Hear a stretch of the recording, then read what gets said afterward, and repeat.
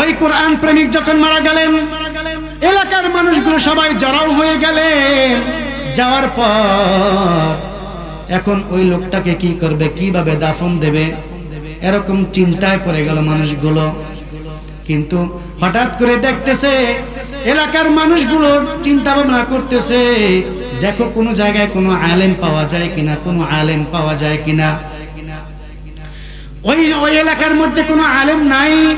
হঠাৎ করে দেখতেছে ওই দূর থেকে একটা মানুষ সাইকেল চালায়া জুব্বা পরিহিত অবস্থায় আসতেছে। সুবহানাল্লাহ। জুব্বা পরিহিত অবস্থায় আসতেছে। আসার পর যখন কাছাকাছি আসলো, আসার পর এলাকার বাসী তাকে ধরলো। কয় ভাই আপনি তো হুজুর হুজুর লাগে, আপনাকে আলেম আলেম লাগে, ভাই আপনার কাছে অনুরোধ, এই যে আমার ভাই মারা গেছে, তাকে দাফন করা দরকার, গোসল দেওয়া দরকার, তাকে দাফন করা দরকার। আমরা কিভাবে দেব, আমাদের তো কোনো কিছু জানা নাই। এখন সবাই ওই লোকটাকে ধরলো। ওই লোকটা আবার সরকারি চাকরিজীবী, পুলিশের চাকরি করে। তার আর 20 মিনিট বাকি আছে। ওই 20 মিনিটের মধ্যে তাকে আবার কোথায় যেতে হবে, অফিসে যেতে হবে। তার একটা আইডি কার্ড আছে। ওই কোরআন প্রেমিক যখন মারা যায়, মানুষ চিন্তায় পড়ে গেলেন।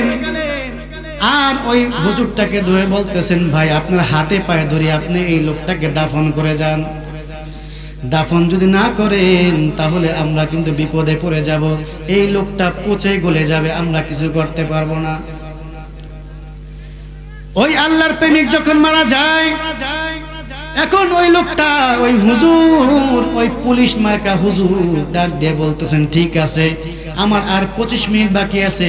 এই 25 মিনিটের মধ্যে সব কিছুই করতে হবে।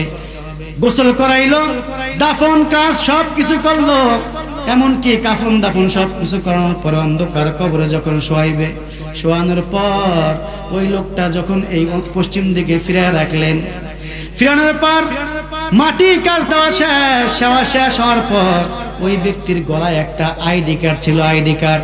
ওই আইডি কার্ডটা ওই দাফন কাজের মধ্যেই পড়ে গেছে। পড়ে যাওয়ার পর এখন ওই লোকটা সময় নাই, এখন অফিস ধরতে হবে। সে জানে না আইডি কার্ড কোথায় আছে, কিন্তু সে জানে গলায় আছে। আমরা যখন অফিসে যাই আইডি কার্ড আছে না নাই, আছে না নাই। এই জন্য দুনিয়ার জমিনে আপনি যদি নবীর সুপারিশ পাইতে চান, আল্লাহর কসম, আপনার আইডি কার্ড হলো টুপি, আপনার আইডি কার্ড পাঞ্জাবি, আপনার আইডি কার্ড হলো চেহারার দাড়ি, ঠিক কিনা কর। যদি এগুলো থাকে নবীজি দেখবে, আর যদি এগুলো না থাকে আল্লাহর কসম নবীর চেহারা ঘুরাইয়া ফেলবে, ঠিক কিনা কর। ওই লোকটা যখন মারা যায়, এখন ওই পুলিশওয়ালা যখন অফিসে চলে গেলেন, অফিসে যাওয়ার পর একটা দারোয়ান আছে, ওই দারোয়ানটা জিজ্ঞেস করতেছেন, ভাই আপনাকে? আমি এই অফিসে জব করতে এসেছি, আমি এই জায়গায় এই চাকরি করতে আসছি। আসার পর বলতেছে, আপনার আইডি কার্ড দেখান। আপনার তো আমি চিনি না, আপনার আইডি কার্ড দেখাবেন, আইডি কার্ড দেখাইলে আমি এই জায়গায় ঢুকতে দেবো, নয়তো বা আমি ঢুকতে দেবো না। এখন ওই লোকটা সাথে সাথে পকেটের মধ্যে হাত দিয়ে দেখে আইডি কার্ড আর নাই। আইডি কার্ড কোথায় গেল? ডাক দিয়ে বলতেছেন, হায়, কান্নাকাটি শুরু করে দিল। ওই দিক দিয়ে তার স্ত্রী তার রিজিকের মধ্যে চলে, তার সন্তান তার রিজিকের মধ্যে চলে। আইডি কার্ড নাই, এই জন্য ওই ঘরের মধ্যেও ঢুকতে দেয় না, অফিসেও ঢুকতে দেয় না। দৌড় দিয়ে চিন্তায় পড়ে গেল, মনে হয় ওই লোকটাকে দাফন করেছি, হয়তোবা ওই দাফন কাজের মধ্যেই, কবরের মধ্যেই মনে হয় আইডি কার্ড পড়ে গেছে। দৌড় দিয়ে এলাকায় গেলেন। যাওয়ার পর এলাকাবাসীদেরকে ডাক দিয়ে বলতেছে, ও এলাকাবাসী ভাই, একটা সমস্যা হয়ে গেছে। আপনাদের কথা মতন তো এই দাফন কাজ শেষ করে দিলাম, আমার আইডি কার্ড হয়তোবা এই জায়গার মধ্যে পড়ে গেছে, কবরের মধ্যে। আপনারা যদি অনুমতি দেন তাহলে কবর খনন করে আমি আইডি কার্ডটা তুলবো। কয়, হুজুর সমস্যা নাই, আপনি সব কিছু করেছেন, আপনি আমাদের উপকার করেছেন, আপনি খনন করেন, সমস্যা নাই। সুবহানাল্লাহ কইবেন না? ওই লোকটা যখন এরকম ভাবে কবর খনন করা শুরু করে দিল, খনন করা শুরু করে দিল। খনন করার পর দেখতেছে ওই লোকটার অন্ধকার কবর থেকে এরকম সুঘ্রাণ আসতেছে, মিশকে আম্বরের সে সুঘ্রাণ। সুবহানাল্লাহ, আসনা জোরে। এই জন্য দেখেন কুরআনকে মুহাব্বত করলে আল্লাহ তাআলা কি পুরস্কার দেয়, অন্ধকার কবরেও শান্তি। আল্লাহ তাআলা বলেন আল কুরআন হুজ্জাতুন লাকা ওয়া আলাইক, কবর কারো কারো পক্ষে সাক্ষী দেবে এবং বিপক্ষেও সাক্ষী দেবে। আমরা কি পক্ষে সাক্ষী দেই না বিপক্ষে সাক্ষী চাই? আপনি যদি দুনিয়ার জমিনে কোরআন পড়েন, এই কোরআন আপনার পক্ষে সাক্ষী দেবে। আর যদি কোরআন না পড়েন, অন্ধকার কবরেও অশান্তি, আল্লাহ তাআলা হাসরের ময়দানেও অশান্তি। ঠিক কিনা কন? ওই কোরআন প্রেমিক যখন অন্ধকার কবরে চলে যায়, ওই লোকটা, ওই হুজুরওয়ালা যখন কবর থেকে উঠলো, ওঠার পর বলতেছে হায় হায়, এত সুন্দর ঘ্রাণ তো পারফিউমের ঘ্রাণ নয়, কোন দুনিয়াবি কোন ঘ্রাণ নয়, নিশ্চিত এটা একটা জান্নাতি ঘ্রাণ। ওই জান্নাতি ঘ্রাণ পেয়ে সে পাগল হয়ে যায়। কবর থেকে লাফ দিয়ে ওঠার পর ওই এলাকাবাসীদেরকে ডাক দিয়ে বলতেছে, ও আমার ভাই, ও এলাকাবাসী ভাই, সত্যি করে বলো এই লোকটা দুনিয়াতে জীবন দশায় কি আমল করছে, কি এমন আমল করেছে? যদি এই আমলটা নিশ্চিত সে দুনিয়াতে ভালো আমল করেছে, নয়তো বা অন্ধকার কবর থেকে এরকম আমল, এরকম সুন্দর ঘ্রাণ আসতে পারে না। সত্যি করে বলো। আমরা জানি না। তার ঘরের মধ্যে একটা মেয়ে আছে, মেয়ে হয়তো বা জানে। ওই মেয়েকে জিজ্ঞেস করলে আপনি পারবেন যে যে দুনিয়াতে কি আমল করছে। দৌড় দিয়ে ওই মেয়ের কাছে যায়। যাওয়ার পর বলতেছে, আম্মা জান, সত্যি করে বলো তোমার বাবা দুনিয়াতে থাকা অবস্থায় কি এমন আমল করছে? কয়, আমার বাবা দুনিয়াতে জীবন দশায় কোনো আমল করে নাই, নামাজ পড়ে নাই, রোজা রাখে নাই, হজ করে নাই, যাকাত দেয় নাই, কিন্তু একটা আমল দেখেছি, যখন চাকরিতে যাইতেন, যখন ঘর থেকে বের হইতেন, ঘর থেকে বের হওয়ার আগে আগে সে কোরআনটা বুকে জড়ায় বলতো, এ আল্লাহ কা কালাম হ্যায়, এ আল্লাহ কা বাত হ্যায়। সব সময় এই কথাটা বলে বলে ঘর থেকে বের হয়ে যেতেন। আল্লাহর কসম, ওই লোকটা আল্লাহর দিকে তাকায়া বলতেছে, ও মালিক, যে ব্যক্তি কোরআনকে মুহাব্বত করার কারণে জান্নাতের সুঘ্রাণ হতে পারে, আজকে থেকে তওবা করতেছি, দুনিয়ার চিন্তা ভাবনা বাদ, আমি আজকে থেকে কোরআন তালাশ করার জন্য ছুটে গেলাম।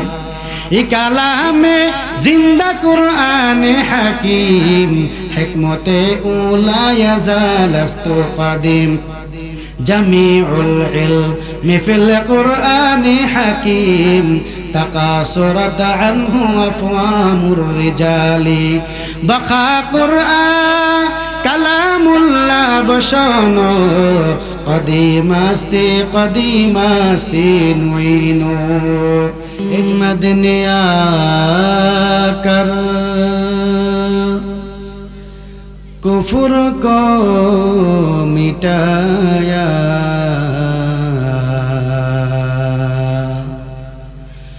मोहम्मद ने आकर कुफर को मिटाया,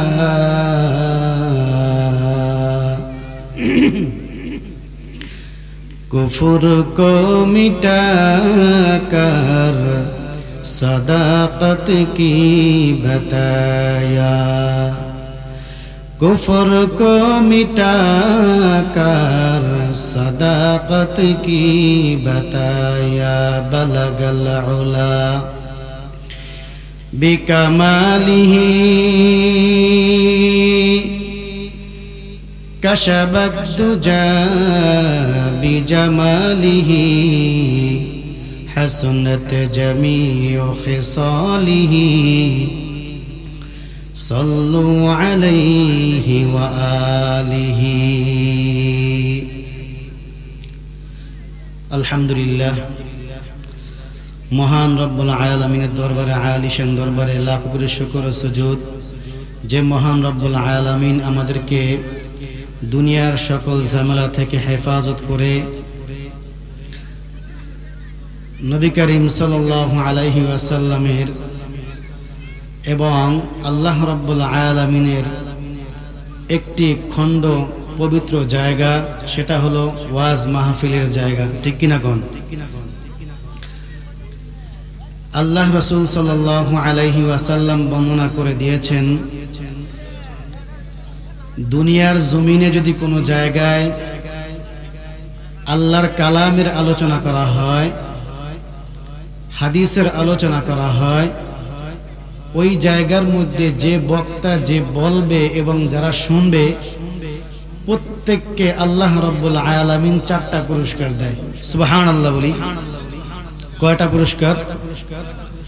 4টা পুরস্কার দেয়। ইযা হাফাতহুমুল মালাইকা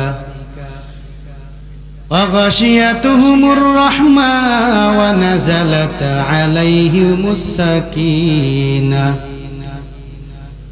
ওয়া যাকারাল্লাহু ফীমা ইনদা।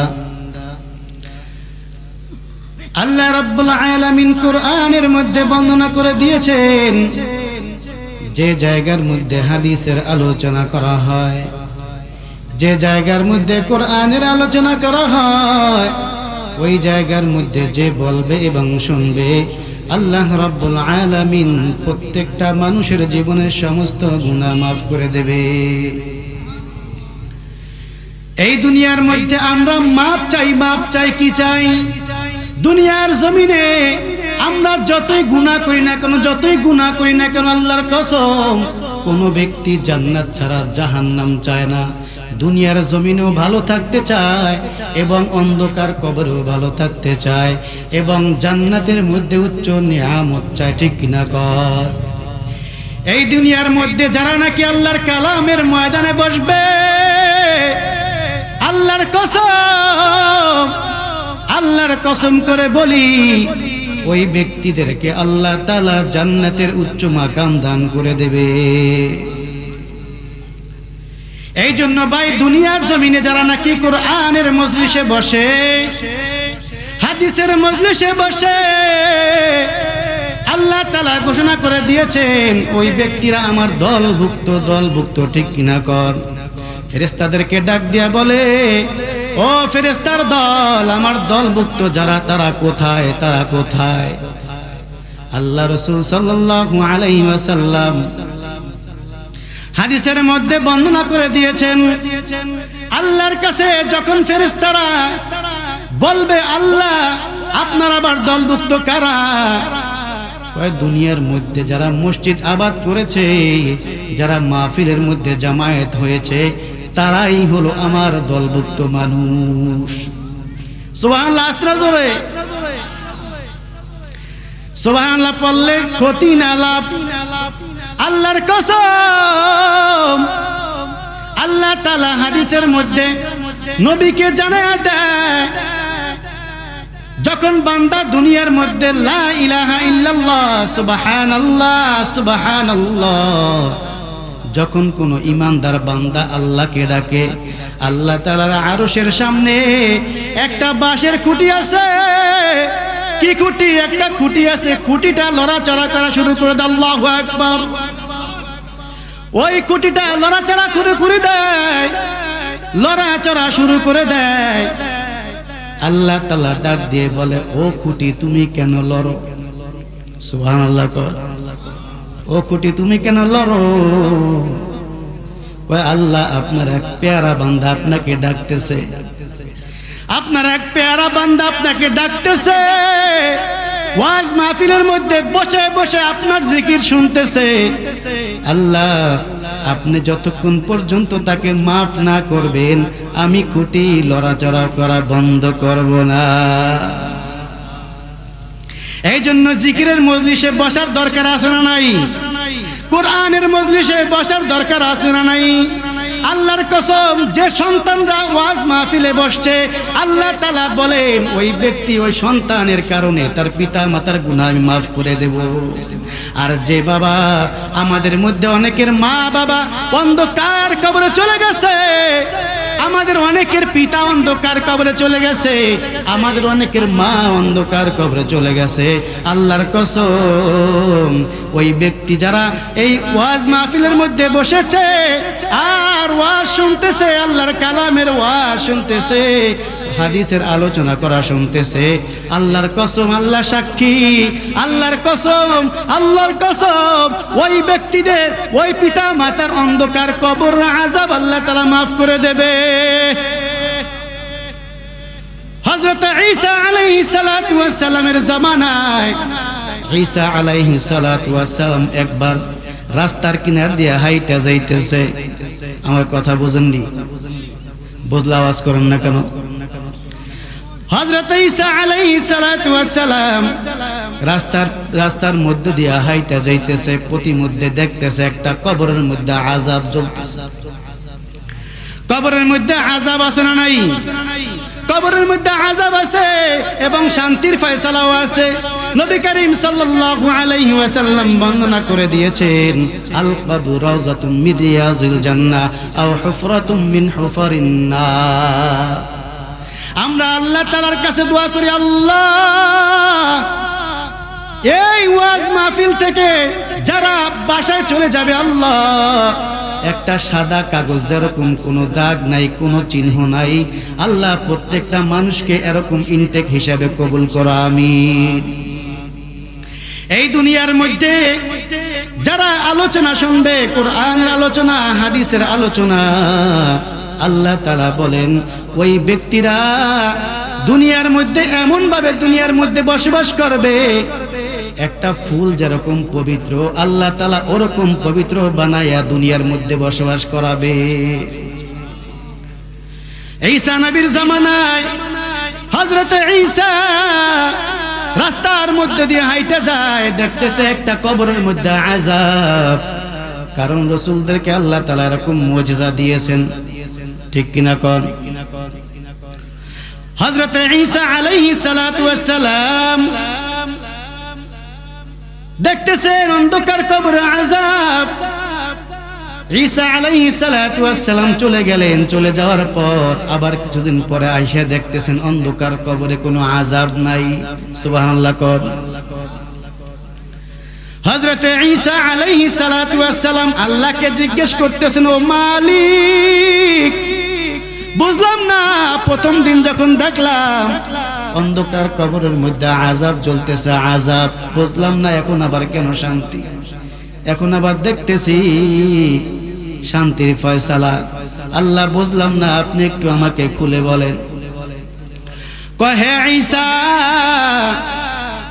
ওই মৃত ব্যক্তির একটা সন্তান ছিল, সন্তান, তার একটা নিয়ত ছিল যে এই সন্তানটাকে মাদ্রাসায় দেবে। কিতে দেবে? মাদ্রাসায় দিতে। মাদ্রাসায় দিলে লাভ না ক্ষতি? জোরে বলেন, লাভ না ক্ষতি? আল্লাহ তাআলা আমাদের সন্তানদেরকে মাদ্রাসার জন্য কবুল করেন, সকলে বলে আমিন। হযরত ঈসা আলাইহিস সালাতু ওয়াস সালাম আল্লাহর কাছে যখন প্রশ্ন করলেন, আল্লাহ কেন বুঝলাম না, শান্তির ফয়সালা হয়ে গেল। কয়, হে ঈসা, তুমি আমার পয়গম্বর। এই ব্যক্তি দুনিয়াতে থাকার সময় যখন ইন্তেকাল করবে, ইন্তেকালের আগে বিবিকে ডাক দিয়ে বলতেছো, আমার বিবি, তোমার কাছে একটা ওসিয়ত, আমরা মৃত্যুর আগে ওসিয়ত করি কি করি না? সন্তানের কাছে ওসিয়ত করি এবং স্ত্রীর কাছে ওসিয়ত করি কি করি না? এরকম বড় ভাইয়ের কাছে ওসিয়ত করি এবং সন্তানের কাছে ওসিয়ত করি।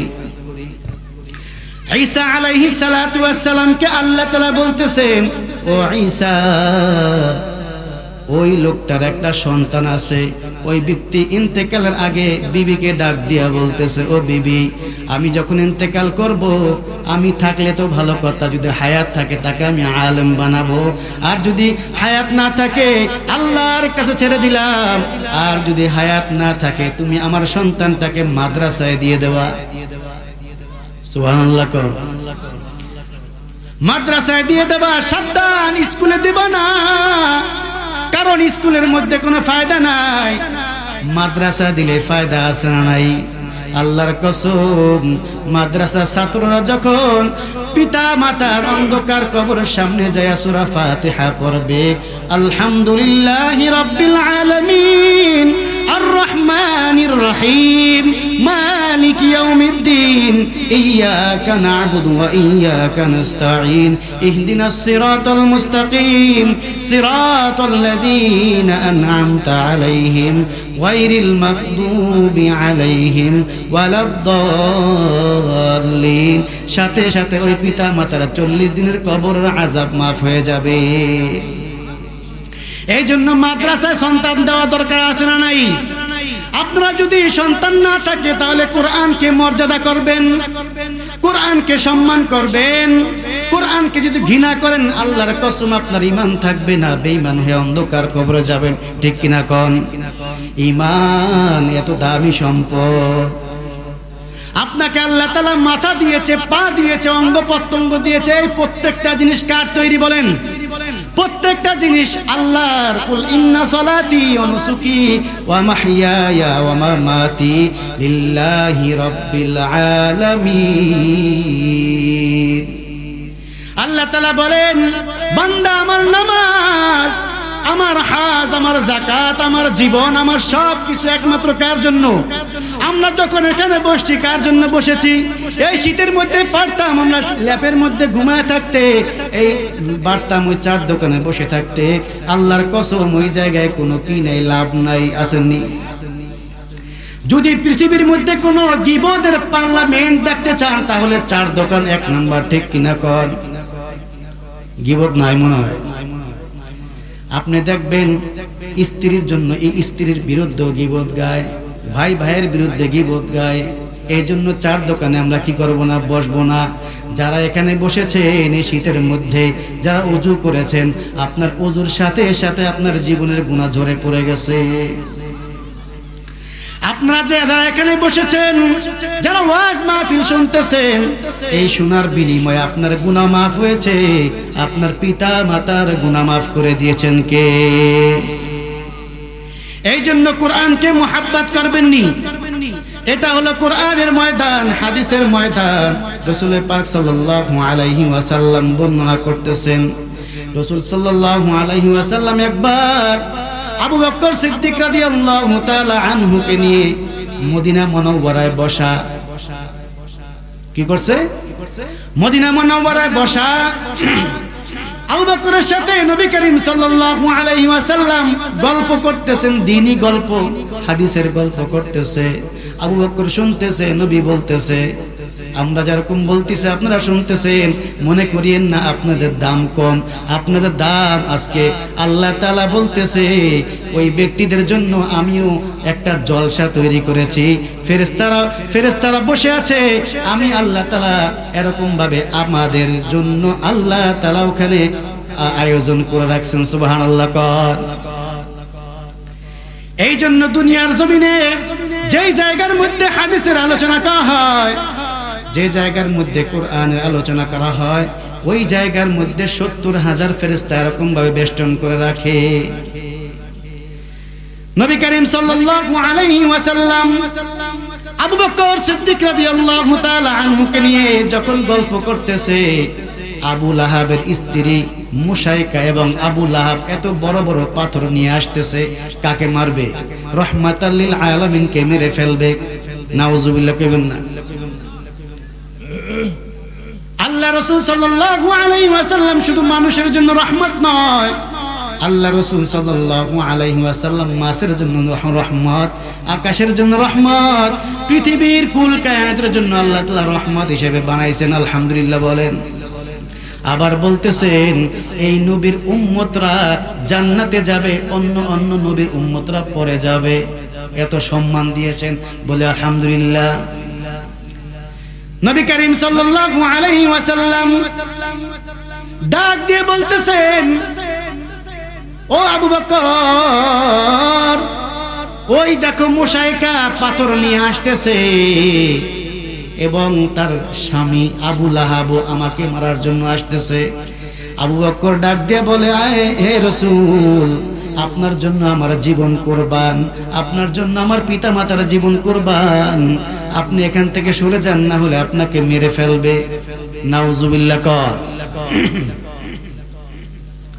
নবী করিম সাল্লাল্লাহু আলাইহি ওয়াসাল্লাম ডাক দিয়ে বলতেছেন, আবু বকর তুমি চুপ থাকো, সাবধান হয়ে যাও। আবু বকর ডাক দিয়ে বলতেছেন, ইয়া রাসূলুল্লাহ আপনার জন্য খুব কষ্ট হয়, আপনাকে যদি আঘাত করে আমি আবু বকর সহ্য করতে পারবো না, এই জন্য বলেছি। আবু বকর তুমি চিন্তা করিও না, মুশরিক আসতেছে, আবু লাহাব আসতেছে, আসতে দাও, ওরা ঠিকই আসবে কিন্তু আমাকে দেখতে পারবে না। সুবহানাল্লাহ কার। আবু বকর সিদ্দিক রাদিয়াল্লাহু তাআলা আনহু চিন্তায় পড়ে গেলেন, এখানে আবার কি হতে যাচ্ছে। আবু বকর সিদ্দিক রাদিয়াল্লাহু তাআলা আনহু ডাক দিয়ে দেখতেছেন, আস্তে আস্তে পাথর নিয়ে সামনে আসতেছে। নবী করিম সাল্লাল্লাহু আলাইহি ওয়াসাল্লাম ওখানে দাঁড়ানো আছে, আবার আবু বকরও দাঁড়ানো আছে। আবু বকর সিদ্দিক রাদিয়াল্লাহু তাআলা আনহু আল্লাহর কাছে দোয়া করতেছেন, আল্লাহ আপনি ছাড়া আমাদেরকে কেউ বাঁচাইতে পারবে না, আপনিই সব কিছুর মালিক। ওয়া তুইজ্জু মান তাশা ওয়া তুযিল্লু মান তাশা, ঠিক কিনা কর। ইজ্জতের মালিক আমি আল্লাহ এবং বেইজ্জতের মালিকও আমি আল্লাহ। কুলিল্লাহুম্মা মালিকাল মুলকি তুতিল মুলকা মান তাশা ওয়া তুনজিউল মুলকা মিম্মান তাশা ওয়া তুইজ্জু মান তাশা ওয়া তুযিল্লু মান তাশা বিয়াদিকাল খায়র ইন্নাকা আলা কুল্লি শাইইন কাদির। সুবহানাল্লাহ। নবী করিম সাল্লাল্লাহু আলাইহি ওয়াসাল্লাম আবু বকরকে ডাক দিয়ে বলতেছে, আবু বকর তুমি দাঁড়াও, ওরা আসুক, পাথর নিয়ে আসুক, যা নিয়ে আসুক না কেন আমার কোনো ক্ষতি করতে পারবে না, আমার সাথে কে আছে। আবু বকর সিদ্দিক রাদিয়াল্লাহু তাআলা আনহু দেখতেছেন মুশরিকা এবং আবু লাহাব পাথর নিয়ে সামনে আইসা পড়ছে। ডাক নবীও দাঁড়ানো এবং আবু বকরও দাঁড়ানো। সামনে আইসা আবু বকরকে জিজ্ঞেস করে, ও আবু বকর মাত্র না মুহাম্মদকে দেখলাম, মুহাম্মদ আবার কোথায় গেল? সুবহানাল্লাহ কইবেন না মিয়া। আল্লাহ তাআলার কারিশমা দেখেন, এটা কোরআনের কারিশমা। আল্লাহ যত বড়, আল্লাহর কোরআনও তত বড়, ঠিক কিনা কর। আল্লাহ যত বড়, আল্লাহর আযাব তত বড়। আল্লাহ যত বড়, আল্লাহর জাহান্নামটাও তত বড়। আল্লাহ যত বড়, আল্লাহর জান্নাতটাও তত বড়, ঠিক কিনা কর। একজনে প্রশ্ন করতেছে, হুজুর দুনিয়ার মধ্যে আল্লাহ তাআলা এত পরিমাণ মানুষ বানাইছে, এত পরিমাণ মানুষ বানাইছে, বুঝলাম না আল্লাহ তাআলা জান্নাত বানাইছে ৭টা, জান্নাত বানাইছে ৮টা, কয়টা? জান্নাত ৮টা আর জাহান্নাম কয়টা? কয়টা? বুঝলাম না দুনিয়ার জমিনে এত পরিমাণ মানুষ, এত পরিমাণ মানুষ আল্লাহ তাআলা কিভাবে এত পরিমাণ মানুষকে জান্নাত দেবে? জান্নাতে কি আটবেনি? এরকম লোক আছে না নাই? বাংলার জমিনে অনেক বাদাইম্য এরকম আছে, ঠিক কিনা কন? আল্লাহ তাআলা বলেন, আমি আল্লাহ তাআলা বড়, আমার জান্নাতটাও বড়। যে ব্যক্তি দুনিয়ার জমিনে জান্নাতের কাজ করবে, দুনিয়ার জমিনে যারা পরিমাণ ঈমান নিয়ে অন্ধকার কবরে যাবে, কোনো আমল নাই, নামাজ নাই, দিতে দিতে এমন একটা পর্যায়ে চলে আসবে, আমি আল্লাহ তাআলা ওই ব্যক্তিকে সবার লাস্টে জান্নাতে দেব। আর তার আমল নামায় যে জান্নাতটা থাকবে, ওই জান্নাতটার পরিমাণ হলো এরকম 10 দুনিয়ার সমান। একবার নবী করিম সাল্লাল্লাহু আলাইহি ওয়াসাল্লামের কাছে জিবরাইল এসে হাজির। জিবরাইল মানুষের রূপে নবী করিম সাল্লাল্লাহু আলাইহি ওয়াসাল্লামের কাছে আসলেন। আসার পর নবী করিম সাল্লাল্লাহু আলাইহি ওয়াসাল্লাম জিজ্ঞেস করতেছেন, ও জিবরাইল তুমি যে আমার কাছে তৎক্ষণাৎ চলে আসো, তৎক্ষণাৎ চলে আসো, চোখের পলকে চলে আসো, বুঝলাম না তোমার গতি মাত্রা কত? কথা বুঝুন না? জিবরাইলকে জিজ্ঞাসা করতেছেন, জিবরাইল ছোট না বড়? ফেরেশতাদের মধ্যে সবচাইতে যার মর্যাদা বেশি ওই ব্যক্তির নাম হলো জিব্রাইল, ঠিক কিনা কর? ফেরেশতার আল্লাহ তাআলা ফেরেশতা দুনিয়ার মধ্যে আল্লাহ তাআলা অনেক ফেরেশতা লাখ লাখ কোটি কোটি ফেরেশতা দুনিয়ার মধ্যে নাজিল করেছেন, ঠিক কিনা কর? ফেরেশতাদের মধ্যে 4 জন ফেরেশতা সব চাইতে দামি। 1 নাম্বার জিব্রাইল, 2 number Israfil, 3 number Mikail, 4 number আজরাইল। আজরাইলের কাজ জান কবজ করা।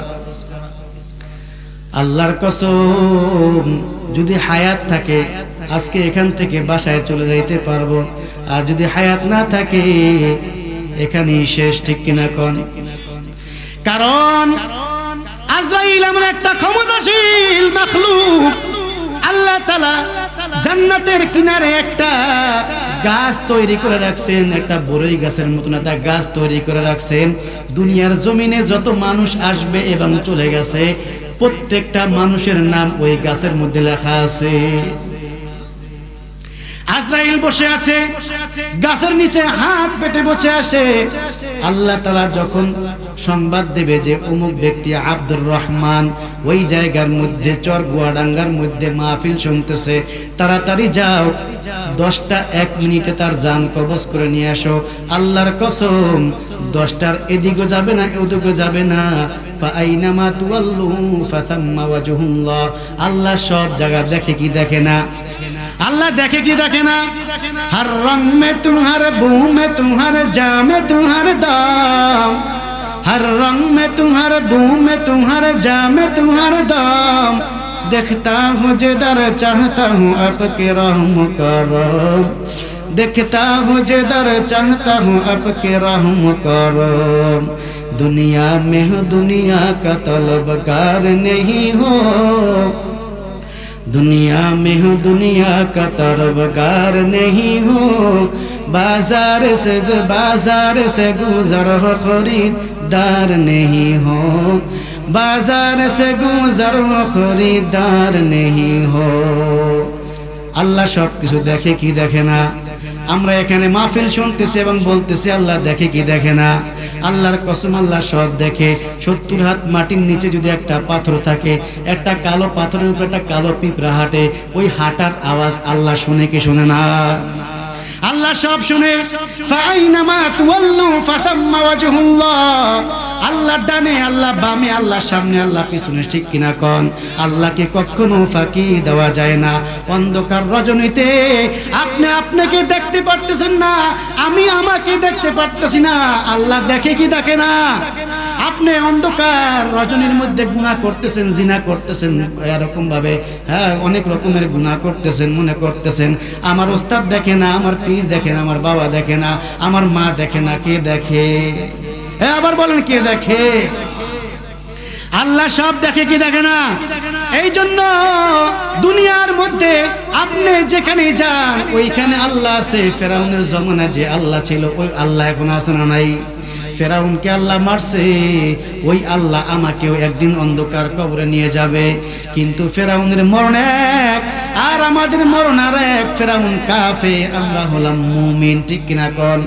আমরা মুমিন হতে পারি নাই, আমরা এখন মুসলমান, নামদারি মুসলমান, ঠিক কিনা কোন? মুসলমান আর ইমানদারের মধ্যে পার্থক্য আছে না নাই? পার্থক্য আছে। ইমানদার কখনো নামাজ ছাড়বে না, ইমানদার কখনো কোরআন তেলাওয়াত করা ছাড়বে না, ইমানদার কখনো মাথা থেকে নিয়ে পা পর্যন্ত কখনো নেক আমল ছাড়বে না। ইমানদার যারা পরিমাণ গুনাহ হলে মনে করবে, যদি একটা সগীরা গুনাহ হয়ে যায়, ওই ব্যক্তি মনে করবে যে আসমান পর্যন্ত মনে হয় আমার মাথার মধ্যে ভেঙে পড়তেছে, ঠিক কিনা কোন? এই জন্য দুনিয়ার মধ্যে আল্লাহ তাআলা বলেছেন, আমি বান্দার আমল দেখবো না, আমল দেখবো না, আমি বান্দার তাকওয়া দেখবো। তাকওয়া তাকওয়া তাকওয়া হা হুনা, তাকওয়া হা হুনা। আমি তাকওয়া দেখবো, তাকওয়া দেখবো। তাকওয়া মানে হলো ভয়, ঠিক কিনা কোন? ইয়া আইয়ুহাল্লাযীনা আমানুত্তাকুল্লাহা হাক্কা তুকাতিহি ওয়া লা তামুতুন্না ইল্লা ওয়া আনতুম মুসলিমুন। আল্লাহ তাআলা ডাক দিয়ে বলতেছেন, ঈমানদারগণ তোমরা ইন্তেকাল করিও না, ইন্তেকাল করিও না যতক্ষণ পর্যন্ত তুমি প্রকৃত ঈমানদার না হবা। ঠিক কিনা কোন? আমরা মুসলমান কিন্তু ইমানদার হতে পারি নাই। যদি ইমানদার হতে পারতাম তাহলে শীত নাই, বর্ষা নাই, কিছু নাই, এই মাহফিল চলতেছে, পুরা এলাকাবাসী সবাই এক জায়গায় আসতো। ঠিক কিনা কোন? এই জন্য দুনিয়ার মধ্যে ভালো কাজের দাম আছে না নাই?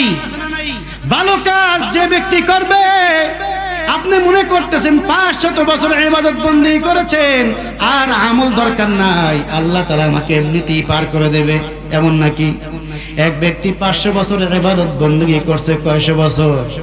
500 বছর ইবাদত বন্দেগী করার পর আল্লাহর সামনে দাঁড়াবে, আল্লাহ দুনিয়ার জমিনে 500 বছরের হায়াত পেয়েছি, জীবনে কোনো মিথ্যা কথা বলি নাই, জীবনে নামাজ ছাড়ি নাই, হজ ছাড়ি নাই, যাকাত ছাড়ি নাই, দুনিয়ার জমিন থেকে একটা নেক আমল আমার কাছ থেকে ছড়ে নাই, আল্লাহ আমাকে জান্নাত দিয়ে দাও।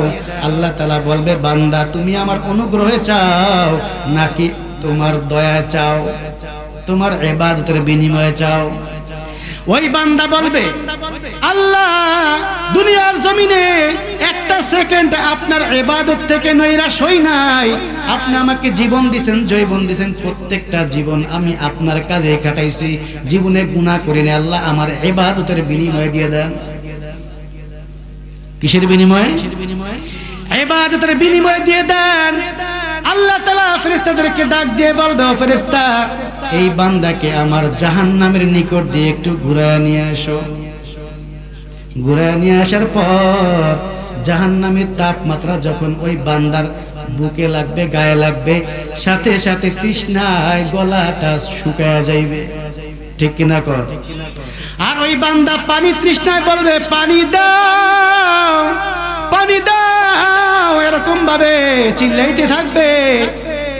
বান্দার আশেপাশে কেউ নাই, মা নাই, বাবা নাই, আত্মীয় স্বজন কেউ নাই, ঘরের স্ত্রীও নাই, তার মানে বোঝা গেল দুনিয়ার কেউ আমার আপন না, আপন নেই, দুনিয়ার কেউ আপন না। দুনিয়া থেকে যদি আপনি নেক আমল নিয়ে যেতে পারেন, ওই আমল আপনার দরবারে যাবে অন্ধকার কবরে, এই আমল আপনাকে জান্নাতে ঢুকায় দেবে। দুনিয়ার মধ্যে যখন সন্তান বিপদে পড়ে, মা দেখলে মা বাঁচায়, বাবা দেখলে বাবা বাঁচায়, বন্ধু বান্ধব দেখলে বন্ধু বান্ধব বাঁচায় কি বাঁচায় না? কিন্তু অন্ধকার কবরে আপনার আমল আপনাকে বাঁচাবে, নয়তোবা কোনো মানুষের সম্ভব নয়। দুনিয়ার জমিনে আপনি পীরের গোলামি করতে করতে জীবনটাকে ব্যয় করে ফেলেছেন, এমপির গোলামি করতে করতে আপনার জীবনটা শেষ, সামসামি করতে করতে এরকম ভাবে জীবনটা বরবাদ করে ফেলেছেন। এরকম আছে না নাই?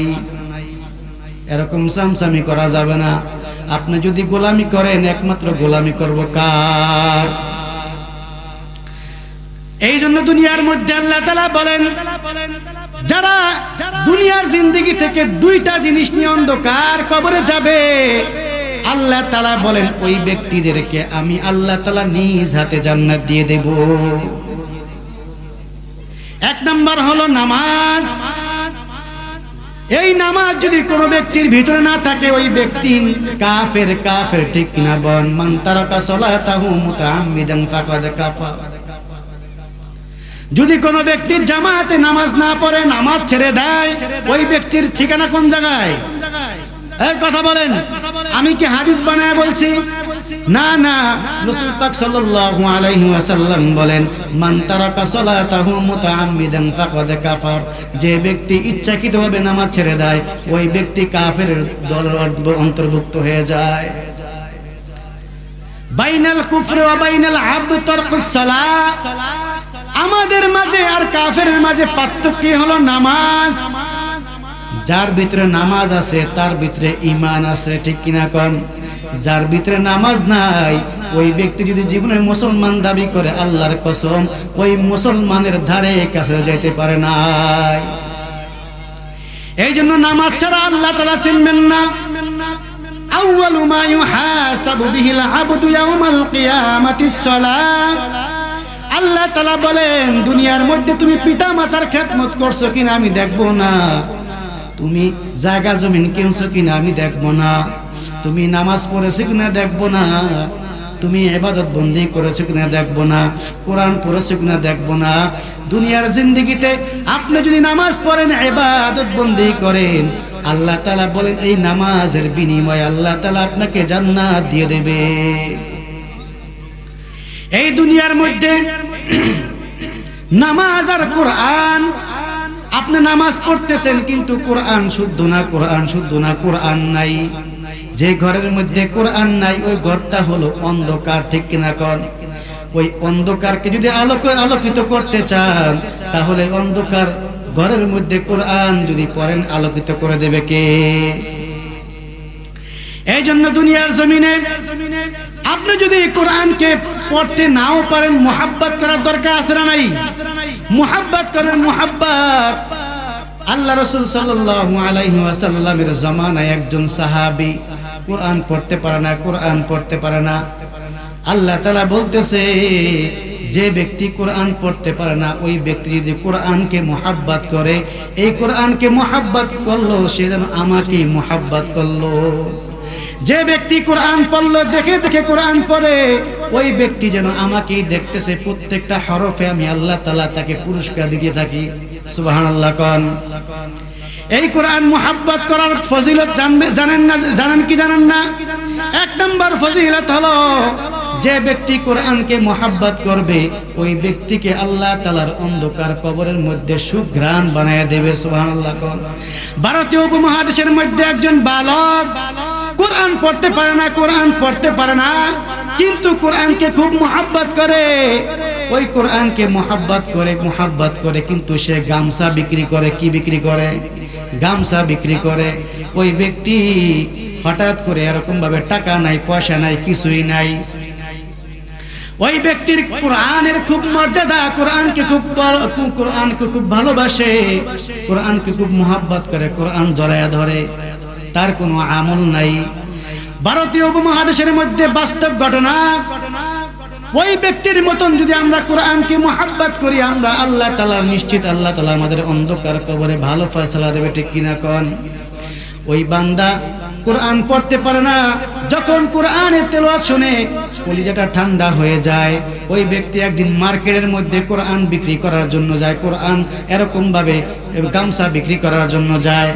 কি বিক্রি করার জন্য যায়? গামছা বিক্রি করার জন্য যায়। প্রতিমধ্যে দেখতেছেন একটা লাইব্রেরির মধ্যে কোরআন বিক্রি করতেছে। ওই ব্যক্তির মধ্যে খুব তামান্না হয়ে গেল, হায় ওই কোরআনটা যদি আমি পাইতাম।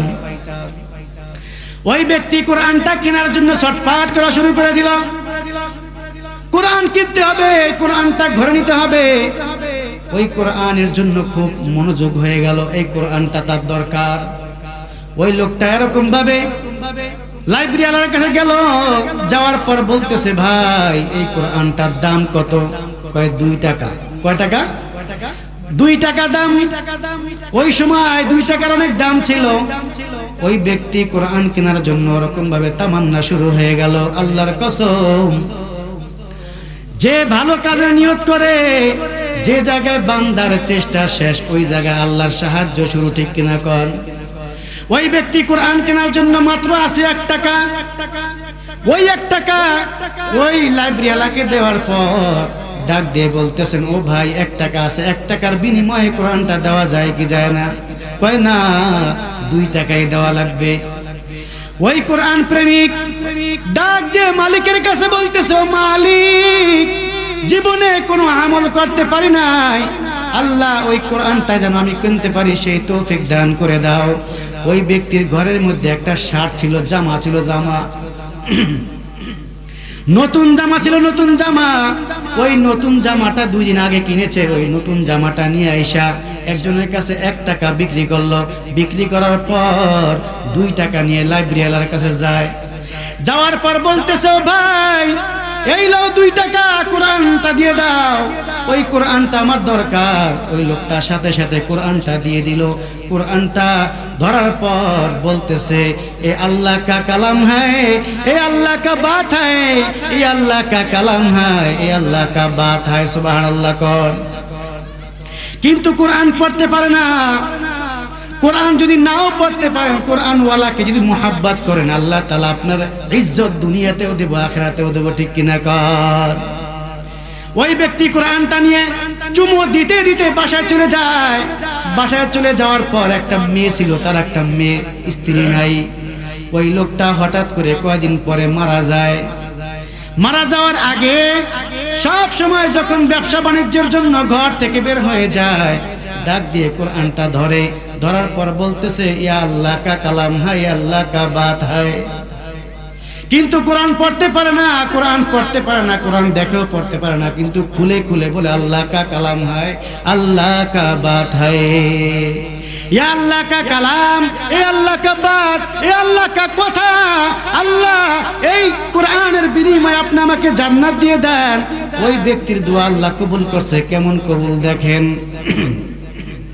ভারতীয় উপমহাদেশের মধ্যে ওই সময় কোনো আলেম নাই, আলেমের কোনো সচরাচর নাই। এই জমানার মধ্যে তো আলেমের কোনো অভাব নাই, ঠিক কিনা কন? ঘরে ঘরে আলেম, ঘরে ঘরে আলেম, আলহামদুলিল্লাহ কন। আমি দোয়া করি এই পাড়াপড়শির মধ্যে যেন প্রত্যেকটা ঘরে ঘরে আল্লাহ তাআলা আলেম তৈরি করে দেয়। সকলে বলে আমিন।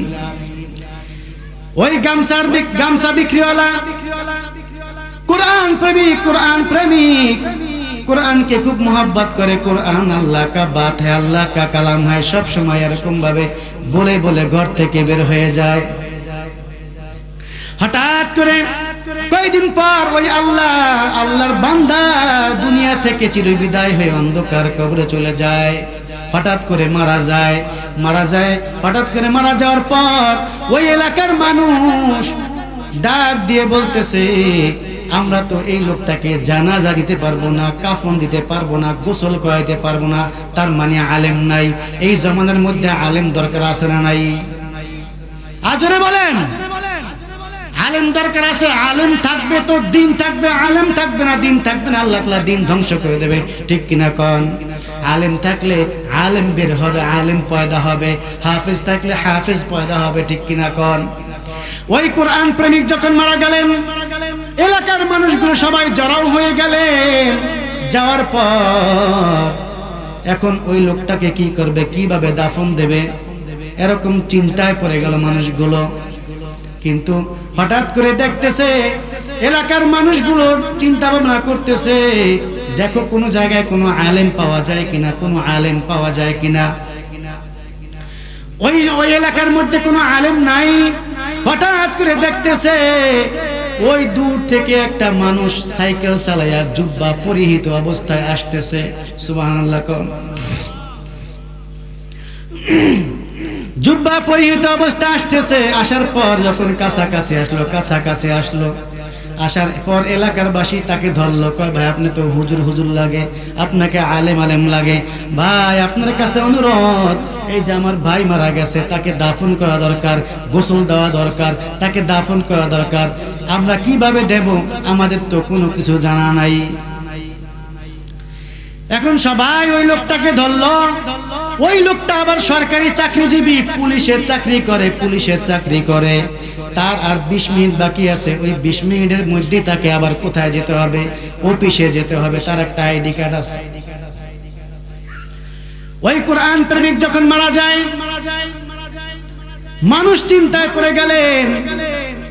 আর ওই হুজুরটাকে ধরে বলতেছেন ভাই আপনার হাতে পায়ে ধরে আপনি এই লোকটাকে দাফন করে যান। দাফন যদি না করেন তাহলে আমরা কিন্তু বিপদে পড়ে যাব। এই লোকটা পচে গলে যাবে, আমরা কিছু করতে পারবো না। ওই আল্লাহর প্রেমিক যখন মারা যায়, এখন ওই লোকটা ওই হুজুর, ওই পুলিশ মার্কা হুজুর ডাক দিয়ে বলতেছেন ঠিক আছে, আমার আর 25 মিনিট বাকি আছে। এই 25 মিনিটের মধ্যে সব কিছুই করতে হবে। গোসল করাইলো, দাফন কাজ সব কিছু করলো, এমনকি কাফন দাফন সব কিছু করানোর পর অন্ধকার কবরে যখন শোয়াইবে, শোয়ানোর পর ওই লোকটা যখন এই পশ্চিম দিকে ফিরিয়ে রাখলেন, ফিরানোর পর মাটি কাজ দেওয়া শেষ হওয়ার পর ওই ব্যক্তির গলায় একটা আইডি কার্ড ছিল, আইডি কার্ড। ওই আইডি কার্ডটা ওই দাফন কাজের মধ্যেই পড়ে গেছে। পড়ে যাওয়ার পর এখন ওই লোকটা সময় নাই, এখন অফিস ধরতে হবে। সে জানে না আইডি কার্ড কোথায় আছে, কিন্তু সে জানে গলায় আছে। আমরা যখন অফিসে যাই আইডি কার্ড আছে না নাই, আছে না নাই। এই জন্য দুনিয়ার জমিনে আপনি যদি নবীর সুপারিশ পাইতে চান, আল্লাহর কসম আপনার আইডি কার্ড হলো টুপি, আপনার আইডি কার্ড পাঞ্জাবি, আপনার আইডি কার্ড হলো চেহারার দাড়ি, ঠিক কিনা কর? যদি এগুলো থাকে নবীজি দেখবে, আর যদি এগুলো না থাকে আল্লাহর কসম নবীর চেহারা ঘুরাইয়া ফেলবে, ঠিক কিনা কর?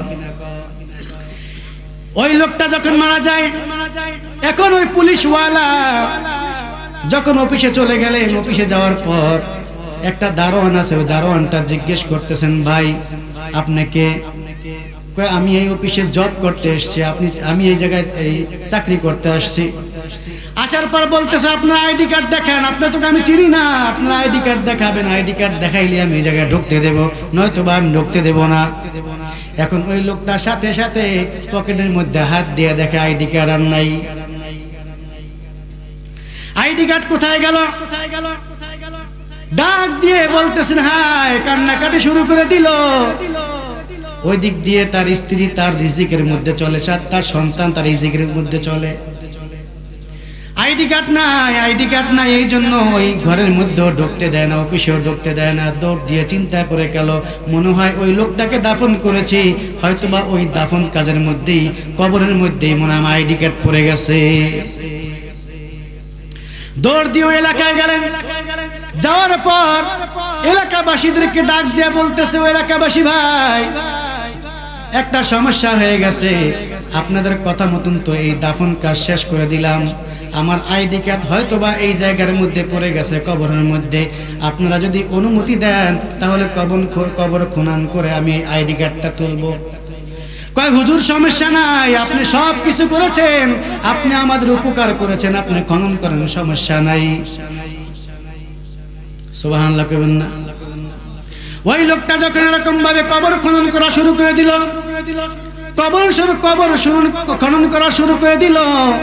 খনন করার পর দেখতেছে ওই লোকটার অন্ধকার কবর থেকে এরকম সুঘ্রাণ আসতেছে, মিশকে আম্বরের সে সুঘ্রাণ। সুবহানাল্লাহ, আসনা জোরে। এই জন্য দেখেন কুরআনকে মুহাব্বত করলে আল্লাহ তাআলা কি পুরস্কার দেয়, অন্ধকার কবরেও শান্তি। আল্লাহ তাআলা বলেন, আল কুরআন হুজ্জাতুন লাকা ওয়া আলাইক, কবর কারো কারো পক্ষে সাক্ষী দেবে এবং বিপক্ষেও সাক্ষী দেবে। আমরা কি পক্ষে সাক্ষী দেই না বিপক্ষে সাক্ষী চাই? আপনি যদি দুনিয়ার জমিনে কোরআন পড়েন, এই কোরআন আপনার পক্ষে সাক্ষী দেবে, আর যদি কোরআন না পড়েন অন্ধকার কবরেও অশান্তি, আল্লাহ তাআলা হাসরের ময়দানেও অশান্তি, ঠিক কিনা কন?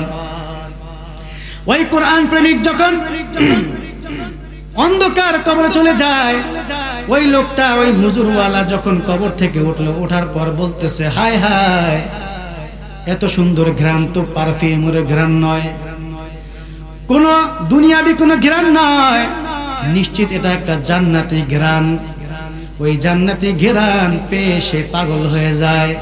কবর থেকে লাফ দিয়ে ওঠার পর ওই এলাকাবাসীদেরকে ডাক দিয়ে বলতেছে,